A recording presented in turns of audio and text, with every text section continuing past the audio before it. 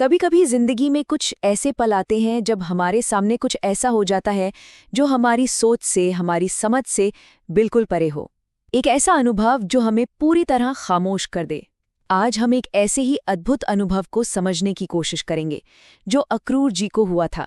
एक ऐसा दर्शन जिसने उन्हें निःशब्द कर दिया था। तो कहानी की शुरुआत होती है इन सवालों से। सोचकर देखिए, अक्रूर जी कृष्ण और बलराम के साथ रथ पर जा रहे हैं और अचानक वो एकदम स्तब्ध हो जाते हैं, जैसे पत्थर बन गए हों।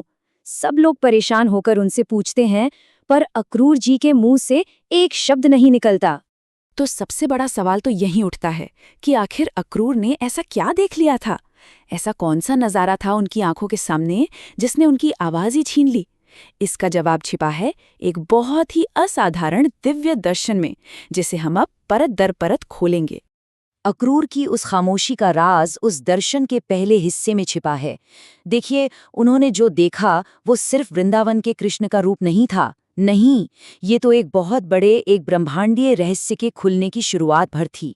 दर्शन की शुरुआत इसी एक लाइन से होती है। अक्रूर को एहसास होता है कि कृष्ण सिर्फ एक ग्वाले नहीं बल्कि मायाधारी हैं। मतलब वो दिव्य शक्ति जो इस पूरे ब्रह्मांडीय भ्रम को, इस पूरी दुनिया को रचती है और उसे संभाले हुए है। अब यहाँ पे माया का मतलब सिर्फ कोई धोखा या इल्यूजन नहीं है। नहीं, इसका गहरा मतलब है वो डिवाइन आर्ट, वो रचनात्मक शक्ति जिससे ये सारा संसार बना है। अक्रूर को ये दिख रहा था कि इस पूरी रचना के, इस पूरी कलाकृति के स्रोत खुद कृष्ण हैं। और फिर जो हुआ वो तो और भी कमाल था। देखते ही देखते कृष्ण का वो जाना पहचाना रूप अब भगवान विष्णु के विराट रूप में बदलने लगा।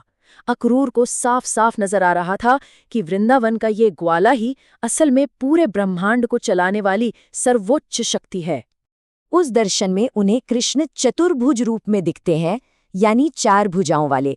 अब ये सीधा सीधा भगवान विष्णु का प्रतीक है, जो ये दिखाता है कि उनकी शक्ति हर दिशा में, पूरे ब्रह्मांड में फैली हुई है। पर बात यहीं खत्म नहीं हुई। ये दर्शन तो अब और भी गहरा होने वाला था। सिर्फ रूप देखने के बाद अब अक्रूर को कृष्ण की सर्वव्यापी प्रकृति का अनुभव हुआ। मतलब उन्हें ये एहसास हुआ कि वो सिर्फ एक रूप में नहीं बल्कि इस अस्तित्व के हर एक कण में मौजूद हैं। सब में तुम हो, तुम में सब है। ये लाइन इस पूरे दर्शन का, कह सकते हैं, दिल है, उसकी आत्मा है। अक्रूर सिर्फ ये देख नहीं रहे थे, वो इस गहरे सच को महसूस कर रहे थे कि कृष्ण हर चीज में है और ये सारी सृष्टि कृष्ण के ही भीतर है। इसका मतलब ये है कि कोई अलगाव है ही नहीं। भगवान कहीं दूर आसमान में बैठी कोई शक्ति नहीं, बल्कि सृष्टि का हर छोटा बड़ा कण उन्हीं का हिस्सा है और पूरी सृष्टि उन्हीं में समाई हुई है। अक्रूर उसी परम एकता के गवाह बन रहे थे। तो पहले उन्हें रूप दिखा, फिर उन्हें ये एहसास हुआ कि वो हर जगह हैं। और अब ये दर्शन अक्रूर को समय के पार एक यात्रा पर ले जाता है। उनकी आंखों के सामने ये खुलता है कि यही दिव्य शक्ति अलग अलग युगों में पृथ्वी पर कैसे और क्यों आई है। उन्हें समझ आता है कि जब जब दुनिया में अधर्म बढ़ता है तो वही एक दिव्य शक्ति मानवता का मार्गदर्शन करने के लिए एक रूप लेकर आती है। और इसी को अवतार कहते हैं। ये सिर्फ रूप बदलना नहीं है, बल्कि एक खास मकसद के साथ पृथ्वी पर आना है। और कमाल की बात यह है कि अक्रूर को एक ही पल में इन सभी अवतारों के दर्शन हो जाते हैं। और क्या खूबसूरत तरीके से ये दर्शन दिखाता है कि कैसे वही एक चेतना अलग अलग युगों में अलग अलग भूमिकाएं निभाती है। मछली के रूप में ज्ञान को बचाने से लेकर राम के रूप में मर्यादा की स्थापना करने तक, और आखिर में कृष्ण के रूप में जिसके दर्शन अक्रूर खुद कर रहे थे। ये सब एक ही दिव्य कहानी का हिस्सा था। तो अब इन सभी टुकड़ों को एक साथ जोड़ते हैं और अपने पहले सवाल पर वापस आते हैं कि आखिर अक्रूर इतने स्तब्ध, इतने खामोश क्यों थे? देखिए, बात सिर्फ ये नहीं थी कि उन्होंने कृष्ण को देखा। उन्होंने एक ही पल में पूरे ब्रह्मांड का सार, समय की शुरुआत से लेकर अंत तक सब कुछ एक ही दिव्य रूप में सिमटा हुआ देख लिया था। अब सोचिए, ऐसे अनुभव को बयां करने के लिए कौन से शब्द काफी हो सकते हैं? तो अब ये बिल्कुल साफ हो जाता है कि उनकी घबराहट डर की वजह से नहीं थी।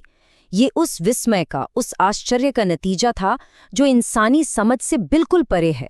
जब कोई अनंत का सामना करता है तो शब्द खुद ब खुद खत्म हो जाते हैं और सिर्फ मौन रह जाता है। और इसीलिए जब आखिर में उनके मुंह से कुछ निकलता है तो वो बस इतना ही होता है। ये एक बहुत ही सरल प्रणाम है, लेकिन इसमें उस पूरे अनुभव का सार छिपा है। ये उस सर्वोच्च सत्ता के प्रति एक पूर्ण समर्पण है जिसे उन्होंने अभी अभी देखा है। और ये सब हमें एक बहुत गहरे विचार के साथ छोड़ जाता है। ये सोचने पर मजबूर करता है कि जब अनुभव शब्दों की पहुंच से बहुत आगे निकल जाए तो क्या हमारी प्रार्थनाएं, हमारे मंत्र और हमारी स्तुति ही उस अनंत को समझने और उससे जुड़ने का हमारा तरीका बन जाते हैं।